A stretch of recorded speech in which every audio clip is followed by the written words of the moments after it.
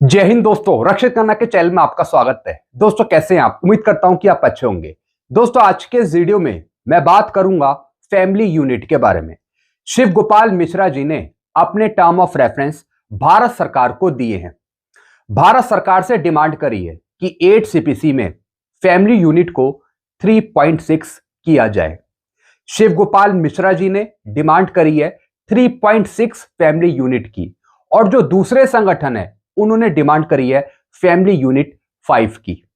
जी हां दोस्तों अगर फैमिली यूनिट को 8 सीपीसी में बढ़ाया जाता है तो दोस्तों आपकी मिनिमम पे 35,000 से 40,000 के आसपास हो जाएगी, और फिटमेंट फैक्टर भी ऑटोमेटिकली 2.0 से ऊपर बढ़ जाएगा।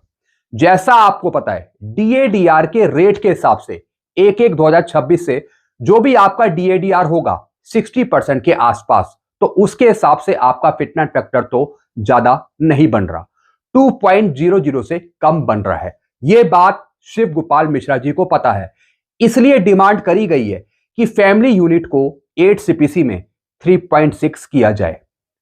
3 से बढ़ाकर 7 सीपीसी में 3 फैमिली यूनिट थी। डिमांड करी गई है कि 8 सीपीसी में पे कमीशन 3.6 फैमिली यूनिट करे, ताकि मिनिमम पे आपकी ज्यादा बढ़ सके। तो दोस्तों कुछ खबरें आई हैं फैमिली यूनिट के बारे में कि फैमिली यूनिट को कैसे कैलकुलेट किया जाता है, फैमिली यूनिट में क्या क्या चीजें इंक्लूड करी जाती हैं जिससे मिनिमम पे आपकी ज्यादा बढ़ती है।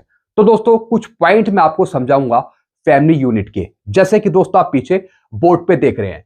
8th पे कमीशन पर बड़ा अपडेट, सैलरी कैलकुलेशन में माता पिता भी हो शामिल, सरकार को किसने दिया यह सुझाव? जी हां दोस्तों, शिव गोपाल मिश्रा जी ने डिमांड करी है कि फैमिली यूनिट को 3.6 किया जाए।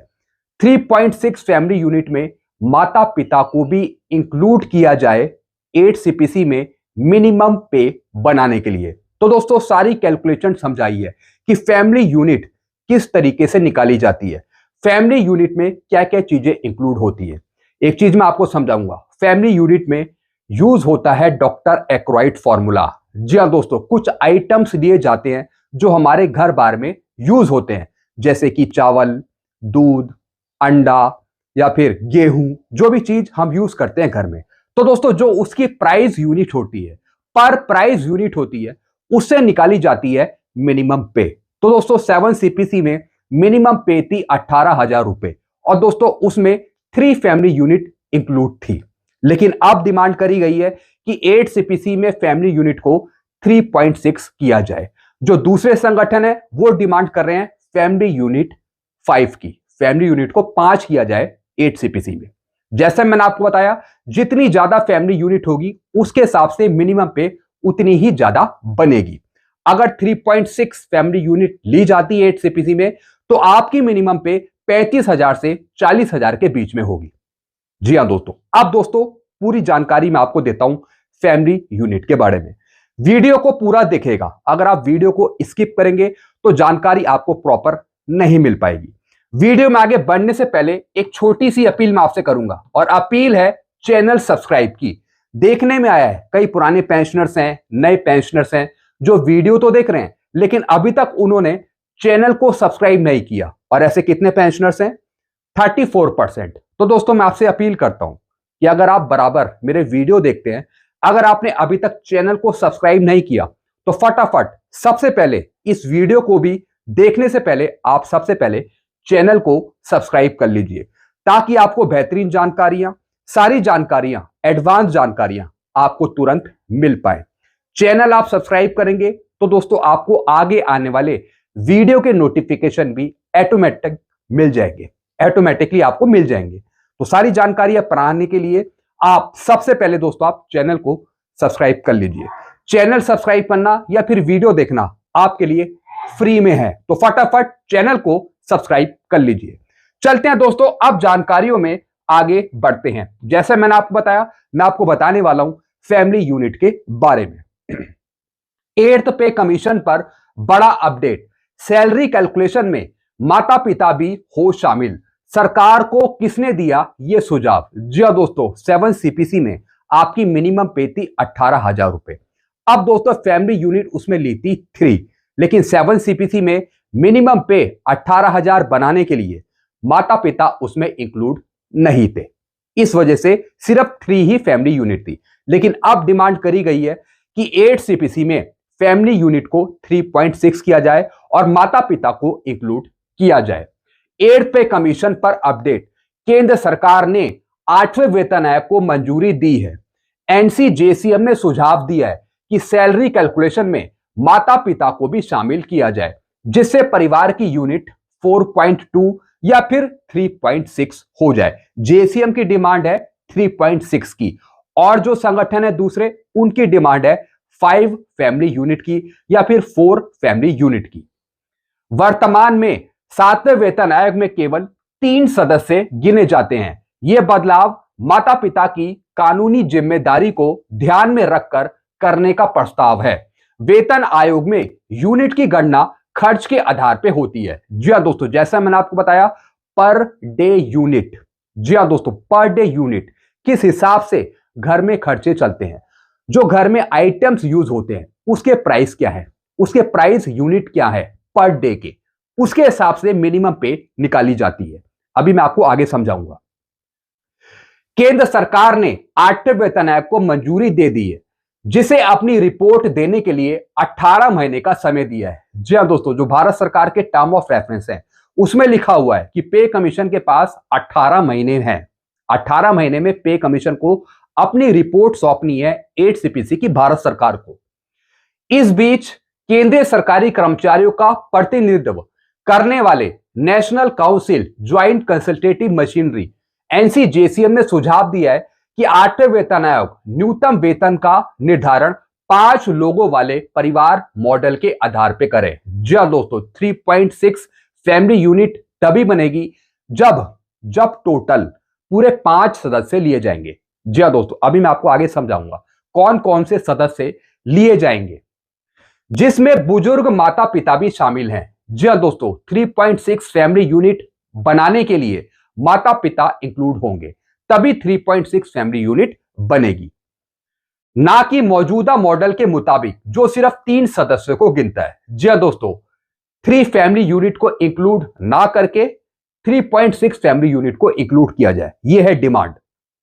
कैसे गिने जाते हैं परिवार के सदस्य? जी हां दोस्तों, जो फैमिली यूनिट बनती है उसमें परिवार इंक्लूड होता है। जो परिवार में सदस्य हैं, इकाइयां हैं, वो इंक्लूड होती हैं। जैसे कि यहां पे समझिए, अभी 7वें वेतन आयोग में सिर्फ 3 सदस्य गिने जाते हैं। जी हां दोस्तों, जो 7 सीपीसी की रिपोर्ट थी, जो 7 सीपीसी में मिनिमम पे निकाली गई थी, उसमें सिर्फ 3 सदस्य लिए थे। जैसे कि दोस्तों, कमाने वाला पति 1 यूनिट, फिर पत्नी 0.8 यूनिट, फिर 2 बच्चे, उनको ईच यूनिट यानी 0.6 प्लस 0.6 यानी प्रत्येक एक बच्चे की 0.6 यूनिट, फिर कुल मिलाकर हो गई दोस्तों, अगर आप इनको जोड़ेंगे तो 3.0 यूनिट बनेगी। तो दोस्तों 3 फैमिली यूनिट इंक्लूड करिए 7 सीपीसी में। इसे लेकर एनसीजेसीएम चाहता है कि न्यूनतम वेतन की गणना 5 लोगों वाले परिवार के हिसाब से हो, जिसमें पति, पत्नी, 2 बच्चे और बुजुर्ग माता पिता भी शामिल हो। जी हां दोस्तों 7 सीपीसी में सरकार ने माता पिता को इंक्लूड नहीं करा था, जिससे हमारी मिनिमम पे 18,000 रुपए बनी। हमारी मिनिमम पे 21,000 से 25,000 के बीच होनी चाहिए थी 7 सीपीसी में, जो कि नहीं हुई विसंगतियों की वजह से। जी हां दोस्तों, तो दोस्तों अब डिमांड करी जा रही है कि दोबारा ऐसी गलतियां ना हो, फैमिली यूनिट में पूरे परिवार के साथ माता पिता को भी इंक्लूड किया जाए, क्योंकि माता पिता से ही सब कुछ है, तो माता पिता को आप नजरअंदाज नहीं कर सकते। अब दोस्तों मैं आपको समझाऊंगा कि 8 सीपीसी में 3.6 फैमिली यूनिट या फिर उससे ज्यादा की फैमिली यूनिट कैसे होगी, कैसे हम एक परिवार को 3.6 फैमिली यूनिट मानेंगे या फिर 3.6 से ऊपर फैमिली यूनिट मानेंगे।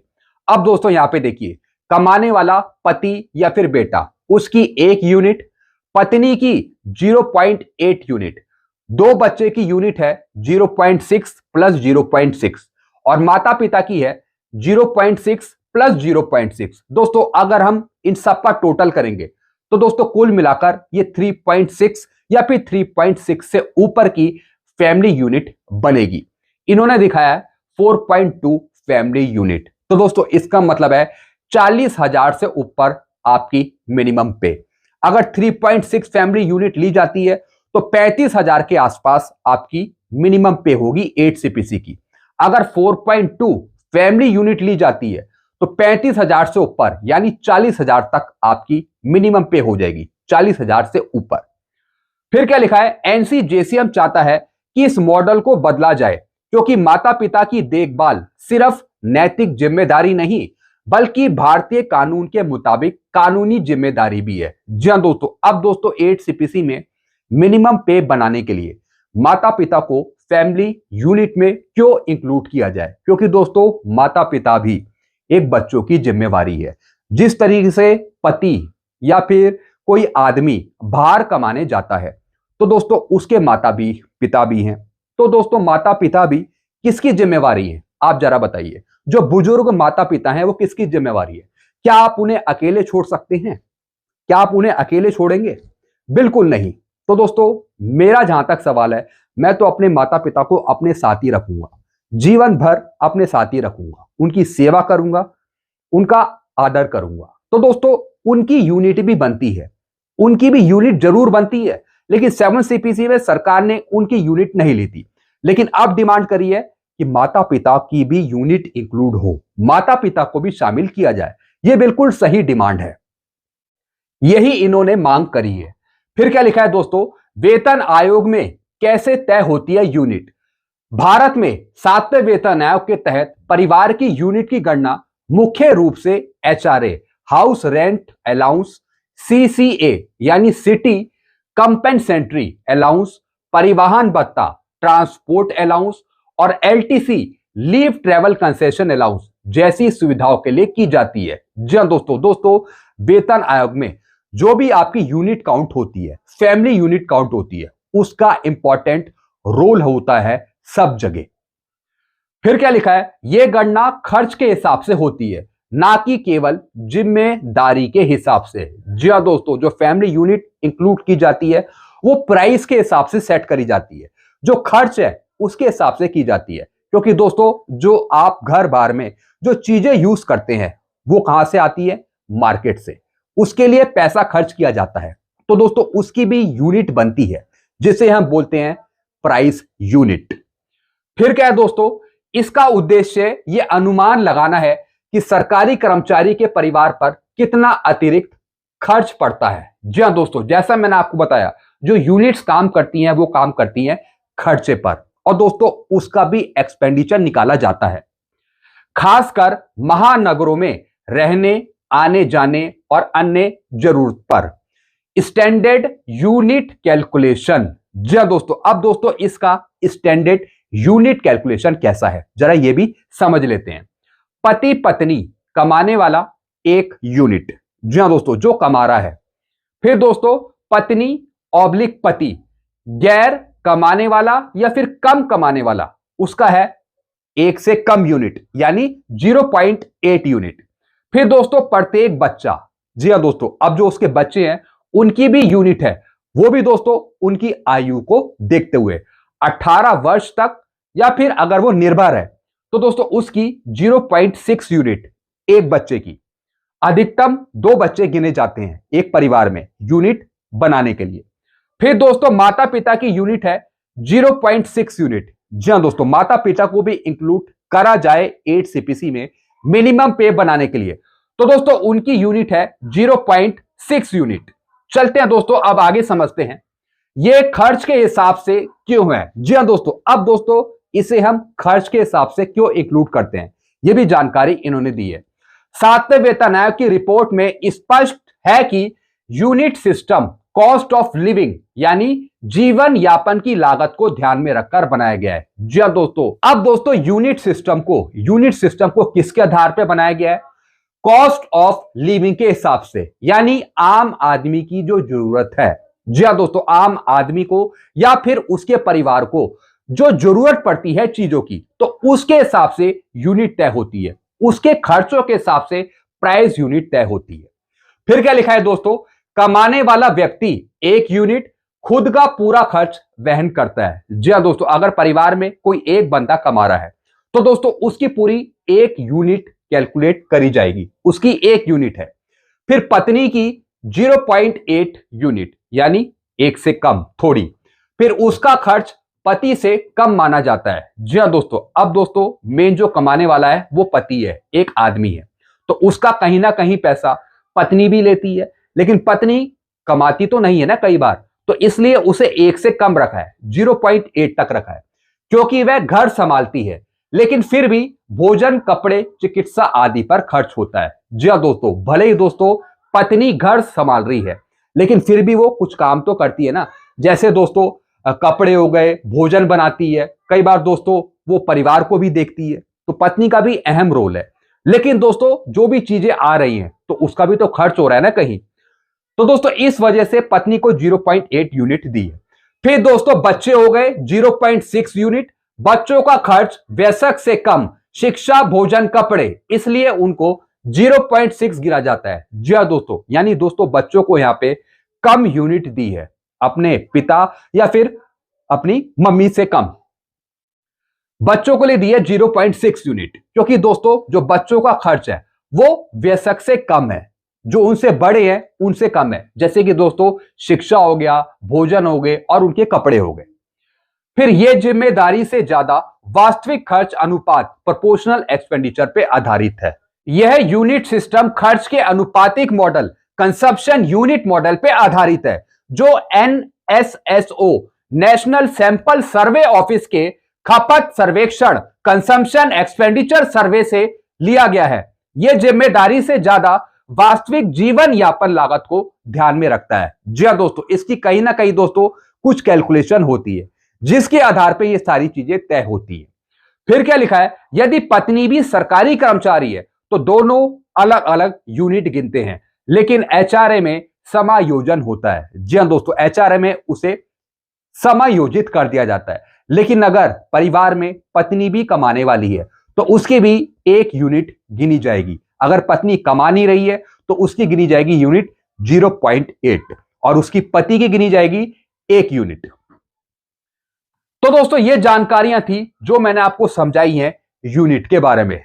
इसलिए दोस्तों डिमांड करी गई है कि 8 CPC में 3.6 से ज्यादा फैमिली यूनिट को इंक्लूड किया जाए, जिससे फिटमेंट फैक्टर 2.0 से ऊपर बने और मिनिमम पे बने 40,000 के आसपास। जी हां दोस्तों, बिल्कुल एग्जैक्ट डिमांड है, बिल्कुल राइट डिमांड है, बिल्कुल सही डिमांड है। तो दोस्तों हम भी इनका ही सपोर्ट करते हैं, ताकि जरूरतों के हिसाब से परिवार में जितने सदस्य हैं वो अब बढ़ चुके हैं, उनके खर्चे भी बढ़ गए हैं, उनका एक्सपेंडिचर भी बढ़ गया है, तो उसके हिसाब से अब 8 CPC में मिनिमम पे 40,000 के आसपास होनी चाहिए और फिटमेंट फैक्टर भी 2.40 से ऊपर होना चाहिए, कम से कम 2.35 2.40 तो हो। अगर आप मेरी बात से सहमत होते हैं तो जरा कमेंट करके जरूर बताइएगा, आपके अपने विचार क्या हैं, आपके अपने सुझाव क्या हैं, कमेंट में जरूर आप बताइएगा। बिल्कुल सही एग्जैक्ट डिमांड है। एक एक चीज मैंने आपको समझा दी फैमिली यूनिट के बारे में। तो दोस्तों जो JCM की मीटिंग हुई है, जो JCM की मीटिंग हुई है अपने टीम्स के मेंबर के साथ, उसमें भी फैमिली यूनिट का कहीं ना कहीं जिक्र हुआ होगा कि फैमिली यूनिट किस तरीके से सरकार बढ़ाएगी। सारी चीज दोस्तों दे दी गई है टर्म ऑफ रेफरेंस कि फैमिली यूनिट को 3.6 से ऊपर किया जाए। तो दोस्तों ये जानकारी मैंने आपको दी है। फैमिली यूनिट बढ़ती है तो ऑटोमेटिकली फिटमेंट फैक्टर भी ज्यादा होगा और मिनिमम पे भी ज्यादा होगी, तो यही कहीं ना कहीं डिमांड राइट है, सही है। तो दोस्तों ये जानकारियां थी जो मैंने आपको समझाई हैं। ऐसी जानकारियां आपको बराबर मिलती रहेगी, बिल्कुल जस्टिफिकेशन के आधार पे। कुछ चीज आपको पूछनी हो तो आप नीचे कमेंट कर सकते हैं, बाकी आप अपने विचार जरूर लिखिएगा कमेंट बॉक्स में, अपने सुझाव दीजिएगा। वीडियो को मैं खत्म करता हूं। और जानकारी आप पाना चाहते हैं तो सबसे पहले दोस्तों आप चैनल को सब्सक्राइब कर लीजिए। Thank you so much.